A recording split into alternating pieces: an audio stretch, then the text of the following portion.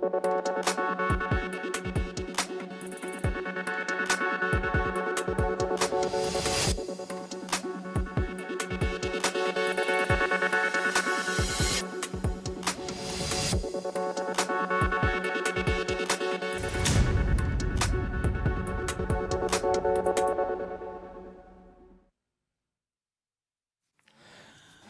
जन टीवी उत्तराखंड में आप सभी का स्वागत है। मैं हूं प्रभात। सबसे पहले नजर हेडलाइंस पर।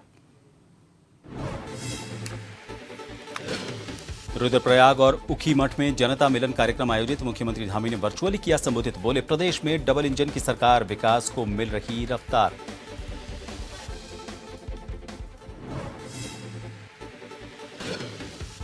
गैरसैंण में कार्य मंत्रणा समिति और दलीय नेताओं की बैठक। बुधवार से मानसून सत्र, कार्य योजना पर चर्चा। कांग्रेस ने बनाई विधानसभा घेराव की रणनीति।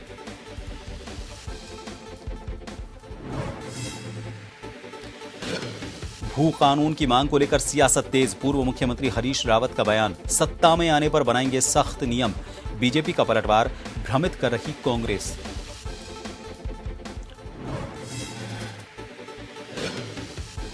सहायक शिक्षक भर्ती परीक्षा से पहले एसटीएफ की बड़ी कार्रवाई। हरिद्वार से 2 मुन्ना भाई अरेस्ट। डमी अभ्यर्थी बैठाने की थी तैयारी। 16 लाख में तय हुआ सौदा।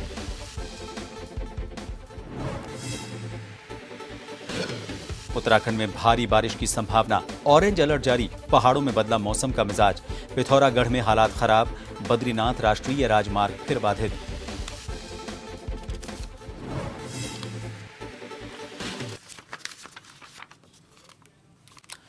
सूबे के मुख्यमंत्री पुष्कर सिंह धामी ने एक्टिव मोड दिखा दिया है। आपको बता दें, आज रुद्रप्रयाग में आयोजित जनमिलन कार्यक्रम में उन्होंने वर्चुअली शिरकत की और कार्यक्रम को संबोधित किया। उन्होंने कहा कि डबल इंजन की सरकार में उत्तराखंड में तेजी से विकास हो रहा है। लोगों को कल्याणकारी योजनाओं का फायदा पहुंच रहा है। इन सब के अलावा विकास तेजी से हो रहा है।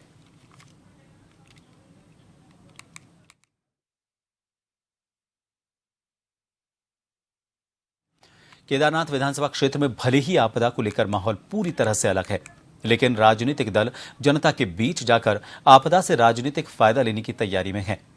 हालांकि मुख्यमंत्री निरंतर केदार घाटी में आपदा की स्थिति का आकलन, समीक्षा और समय समय पर प्रभावित क्षेत्र का निरीक्षण कर रहे हैं।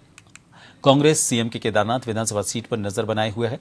सीएम धामी ने आज भी रुद्रप्रयाग जिले में आपदा क्षेत्र का हवाई निरीक्षण और एक कार्यक्रम में हिस्सा उनको लेना था, लेकिन खराब मौसम की वजह से सीएम धामी रुद्रप्रयाग नहीं जा सके।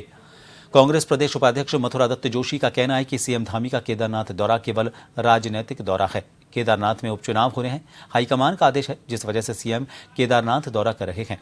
भाजपा प्रदेश प्रवक्ता कमलेश रमन का कहना है कि प्रदेश के चहुमुखी विकास के लिए सीएम धामी लगातार पहाड़ों का दौरा कर रहे हैं।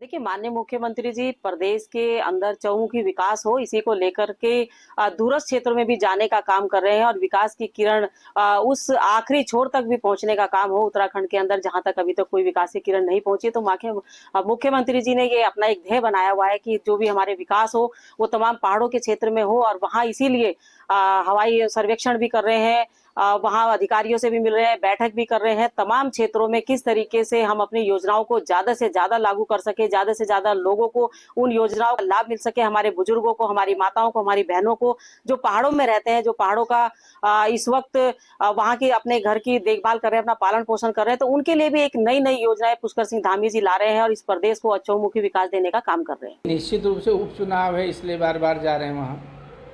जो लगातार दौरे हो रहे हैं, वो अब केदारनाथ जो बद्रीनाथ का रिजल्ट आया उससे घबरा कर अब रोज़ हर दूसरे दिन वहाँ जा रहे हैं। आपदा में कुछ काम हुआ नहीं अभी तक। आप बताइए, 1 महीना होने जा रहा है, केदारनाथ का पैदल ट्रैक नहीं ढूंढ पाए, उसको ठीक नहीं कर पाए, और ये नहीं बता पा रहे हैं कि टोटल कितना लॉस हुआ है हमको।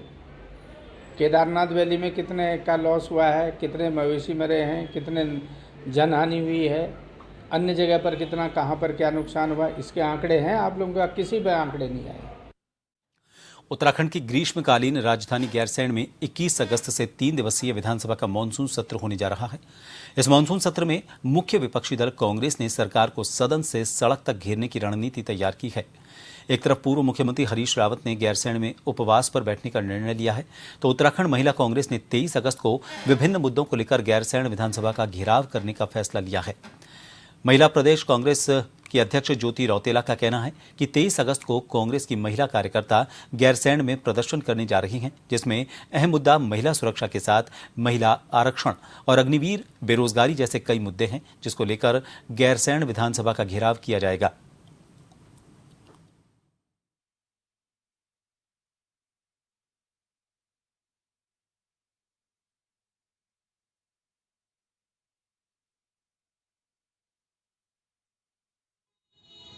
देखिए, हम लोग 23 अगस्त को विधानसभा का घेराव कर रहे हैं और हमारी सरकार से जो पहली मांग है वो है, जो उत्तराखंड में लगातार महिलाओं के ऊपर बलात्कार की घटनाएं घट रही हैं, उनकी सुरक्षा के लिए हमारी पहली मांग सरकार से ये है कि जो उत्तराखंड में महिलाओं के ऊपर बलात्कार जैसी घटनाएं घट रही, उसके लिए सख्त से कदम बनाए जाए।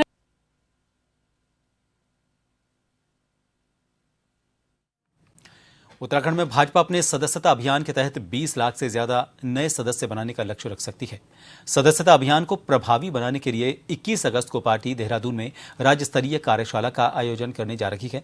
भाजपा का सदस्यता अभियान 2 चरणों में 1 सितंबर से 15 अक्टूबर तक चलेगा।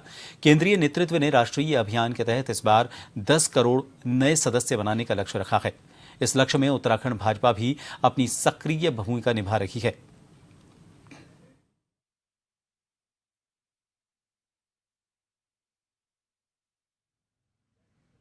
देखिए, हमारा निरंतर चलने वाला कार्यक्रम है, जिसमें नए सदस्यों को जोड़ा जाता है, भारतीय जनता पार्टी के संगठन के साथ उनको मिलाया जाता है और ये एक प्रक्रिया के तहत होता है, जिसमें हमारे राष्ट्रीय लेवल से लेकर के और बूथ स्तर तक नए सदस्य बनाने का काम होता है, जिससे कि हमारा संगठन भी मजबूत हो। और इसी प्रक्रिया के तहत कल हमारी एक बैठक है, हमारे जो इस कार्यक्रम के प्रभारी है वो हमारी बैठक लेंगे और तमाम आने वाले समय में हम किस तरीके से नए सदस्यों को बना सकते हैं, किस तरीके से सदस्यता अभियान को चला सकते हैं, इसको और एक बड़ा प्रारूप बड़े स्तर पे चलाने का हमारे कार्यकर्ता और तमाम हमारे नेतागण करेंगे। तो उसी को लेकर के कल विचार और मंथन हमारा है। उत्तराखंड में लंबे समय से भू कानून की मांग की जा रही है, जिसको लेकर समय समय पर प्रदेश में आंदोलन होते रहे हैं। एक बार फिर भू कानून राजनीतिक गलियारों में चर्चा का विषय बन चुका है। दरअसल उत्तराखंड के पूर्व मुख्यमंत्री हरीश रावत ने अपने सोशल मीडिया हैंडल पर पोस्ट करते हुए लिखा कि सत्ता में आते ही कांग्रेस भू कानून बनाकर लोगों से जरूरत से ज्यादा जमीन वापस ले लेगी। हरीश रावत ने अन्य प्रदेश के अंधाधुंध जमीन खरीदने वालों को चेतावनी दी। उनका कहना है कि उत्तराखंड का युवा भू कानून की मांग कर रहा है। साथ ही उन्होंने बीजेपी की धामी सरकार पर जमकर निशाना साधा। भाजपा प्रदेश प्रवक्ता कमलेश रमन का कहना है कि सीएम धामी ने सशक्त कानून बनाने का काम किया है। जब हरीश रावत की सरकार थी तब भू कानून क्यों नहीं लाया गया, आज विपक्ष में बैठकर याद आ रही है। हरीश रावत लोगों को भ्रमित करने का काम कर रहे हैं।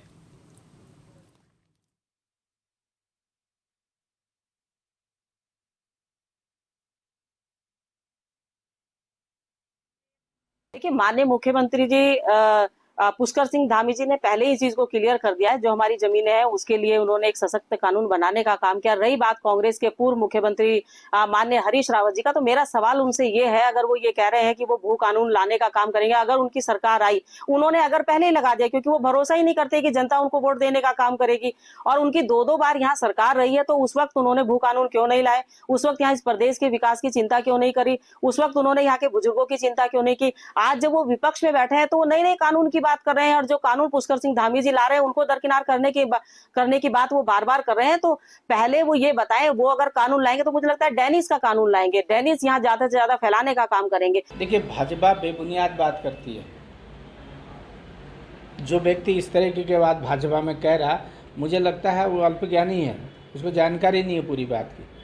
पंडित नारायण तिवारी की पहली सरकार थी जिसने भू कानून यहाँ पर लागू किया था और 500 गज वर्ग गज खरीदने की बात की थी किसी बाहरी आदमी को, और खंडूरी जी के ज़माने में वो 250 हो गई थी, वही चली आ रही थी। हमने तो उसमें संशोधन भी नहीं किया।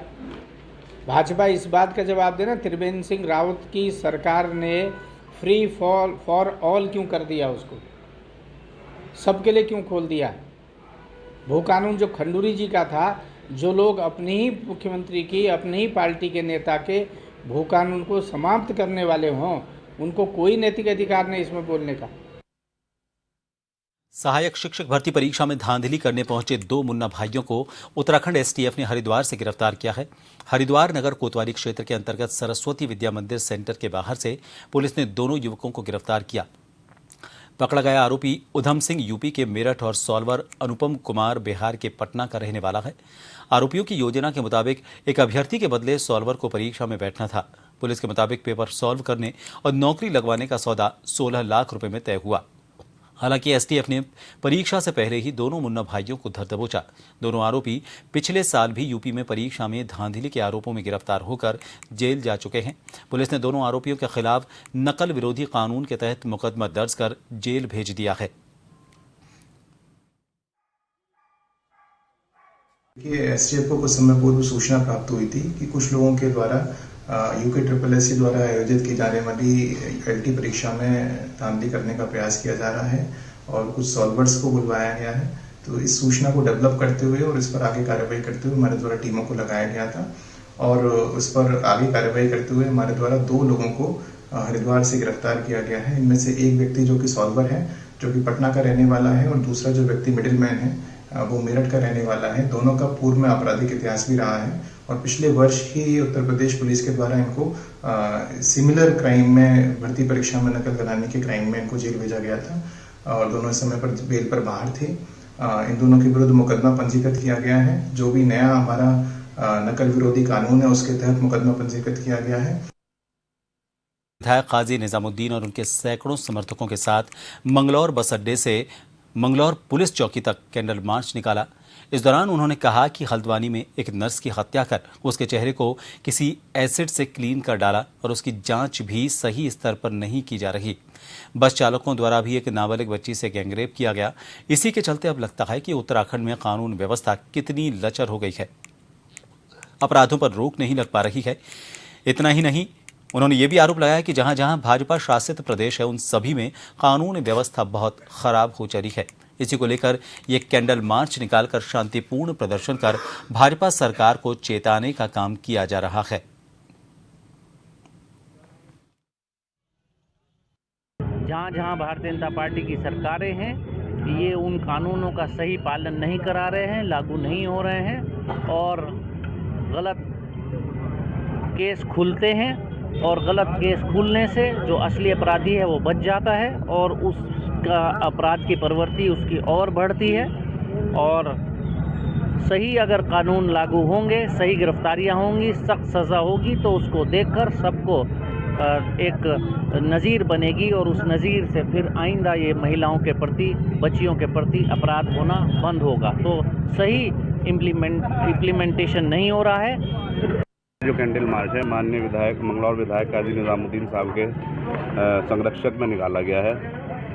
एक जो दुराचार करके मर्डर कर दिया गया है और सफाई से बॉडी को नष्ट कर दिया गया है ताकि असली जो हत्यारे हैं वो पकड़े ना जा सकें। एक सिर्फ आप लोगों के सवालों से बचने के लिए एक को मुलजिम बना दिया गया है, बाकी 4 जो थे उनका अभी तक कुछ पता नहीं। तो उस संबंध में ये कैंडल मार्च आज हम लोगों ने निकाला है।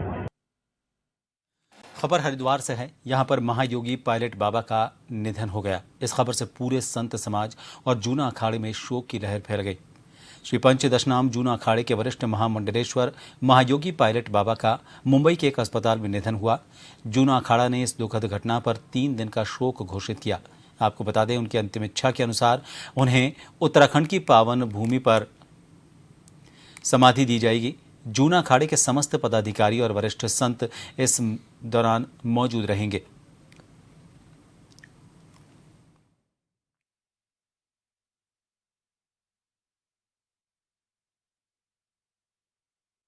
हरिद्वार के पथरी थाना क्षेत्र के धनपुरा गांव में एक बेटे ने अपनी मां को मौत के घाट उतार दिया। महिला की मौत से क्षेत्र में सनसनी फैल गई। हत्या का आरोपी बेटा अभी फरार है। घटना पथरी थाना क्षेत्र के धनपुरा गांव की है। हत्या की सूचना मिलने पर पुलिस मौके पर पहुंची और जांच पड़ताल शुरू की।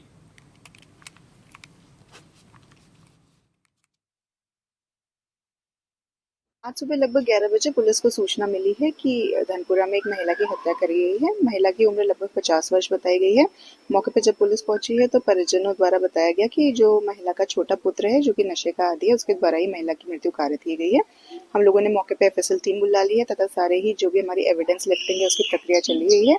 बॉडी को हमने पोस्टमार्टम के लिए मॉर्चरी भिजवा दी है तथा जो अभियुक्त है उसकी हम लोगों ने तलाश के लिए टीमें गठित की। रुड़की के होटल में कांग्रेस कार्यकर्ताओं ने पूर्व प्रधानमंत्री राजीव गांधी की जयंती पर पुष्पांजलि अर्पित की। इस दौरान रुड़की महानगर और ग्रामीण प्रभारी आर्येंद्र शर्मा ने कहा कि आज जो नया भारत है उससे पूर्व प्रधानमंत्री राजीव गांधी का बड़ा योगदान रहा है। आर्येंद्र शर्मा ने बताया कि 22 अगस्त को देहरादून में ईडी कार्यालय का घेराव किया जाएगा।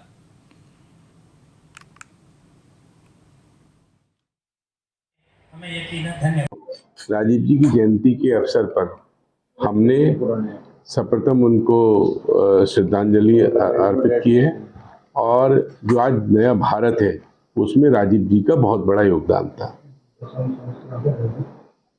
उसके साथ ही हमारे 22 अगस्त को पूरे जितने भी ईडी कार्यालय हैं, इंडियन नेशनल कांग्रेस ने सभी जगह जोरदार प्रदर्शन का एक हमारा सभी जगह आयोजन किया जाएगा कि से बड़ी संख्या में कांग्रेस के लोग इकट्ठा हों और अपना विरोध प्रदर्शन दर्शाएं।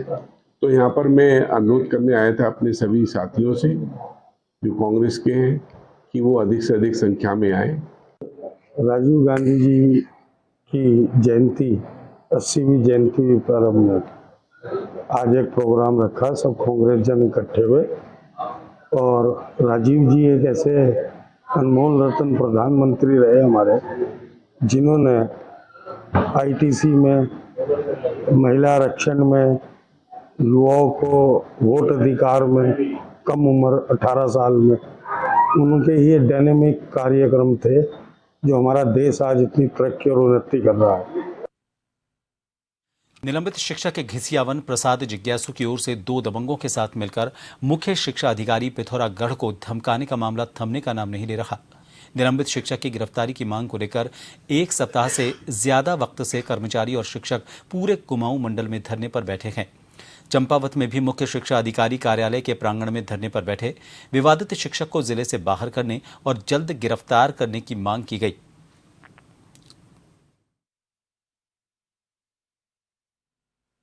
Education ministerial officers association Kumaon Mandal Nainital के आह्वान पर आज यहां पर 2 घंटे का सांकेतिक कार्य बहिष्कार किया गया और मुख्य शिक्षा अधिकारी चंपावत द्वारा श्री घिसियावन प्रसाद जो विवादित शिक्षक हैं उनके जनपद चंपावत से अन्यत्र संबद्ध करने की संस्तुति भेज दी है।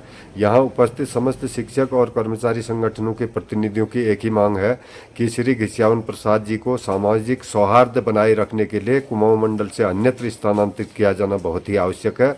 यदि विभाग के अधिकारी इनका कुमाऊं मंडल से बाहर स्थानांतरण नहीं करते हैं और भविष्य में इनके विरुद्ध कोई आंदोलन किया जाता है तो इसे शिक्षा विभाग के उच्च अधिकारी जिम्मेवार रहेंगे। रामनगर विकासखंड के अंतर्गत आने वाले कुछ ग्रामीण क्षेत्रों के ग्रामीणों ने नगरपालिका कार्यालय पहुंचकर सरकार के खिलाफ प्रदर्शन करते हुए अपने ग्रामीण क्षेत्रों को नगरपालिका में शामिल करने की मांग की। नगर निकाय चुनाव को लेकर उत्तराखंड सरकार द्वारा रामनगर विकासखंड के कुछ ग्रामीण क्षेत्रों को नगरपालिका सीमा का विस्तार कर उसमें शामिल करने का आदेश दिया गया है। इसके बाद इस गांव के लोग सरकार के इस फैसले का विरोध कर रहे हैं। तो वहीं कार्बेट कॉलोनी, आदर्श नगर और शक्ति नगर के सैकड़ों ग्रामीणों ने अपने ग्रामीण क्षेत्रों को नगरपालिका सीमा में शामिल करने की मांग की है।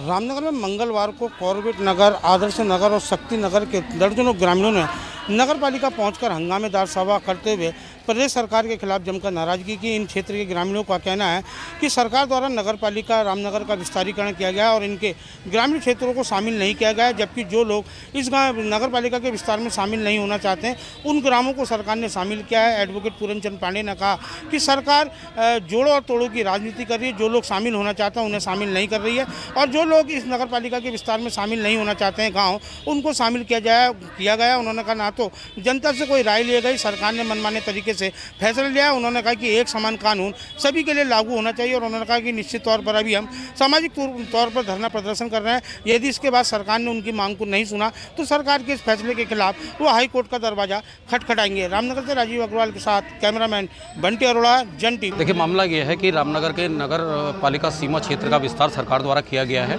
और जो विस्तार किया गया है वो बिल्कुल गैर कानूनी, गैर असंगत है। गैर कानूनी मैं इसलिए कहना चाहूँगा कि एक मापदंड होता है कि नगर पालिका सीमा से 1 किलोमीटर के दायरे में आने वाले गाँवों को या नगर से जुड़े हुए जो ग्रामीण क्षेत्र हैं उनको शामिल किया जाए। तो एक तरफ जो 3-3.5 किलोमीटर कानिया है उस क्षेत्र को शामिल किया है जिसका वो विरोध कर रहे हैं, और एक तरफ शक्तिनगर, कॉर्बेट नगर, रामनगर से लगे हुए क्षेत्र हैं जिनको जोड़ा नहीं गया है। चंपावत जिले के लोहाघाट में महिला कांग्रेस जिलाध्यक्ष विमला मेहरा के नेतृत्व में महिला कांग्रेस ने पूर्व प्रधानमंत्री स्वर्गीय राजीव गांधी की जयंती पर उनके चित्र में पुष्प अर्पित कर उन्हें याद किया। महिला कांग्रेस जिलाध्यक्ष विमला मेहरा और कांग्रेस पदाधिकारियों ने कहा कि स्वर्गीय राजीव गांधी देश के सबसे लोकप्रिय प्रधानमंत्री रहे। उन्हीं के द्वारा देश में कंप्यूटर क्रांति, पंचायती राज और युवाओं को 18 वर्ष की उम्र में मतदान का अधिकार देने के साथ साथ देश हित में कई काम किए गए।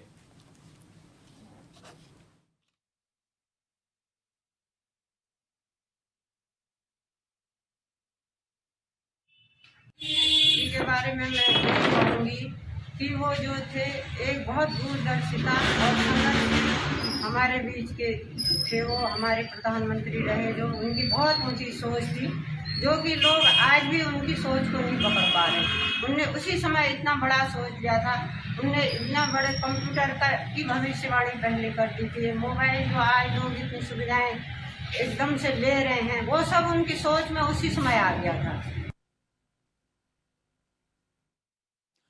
इन सभी खबरों के साथ जन टीवी उत्तराखंड में फिलहाल के लिए इतना ही। दीजिए इजाजत। नमस्कार।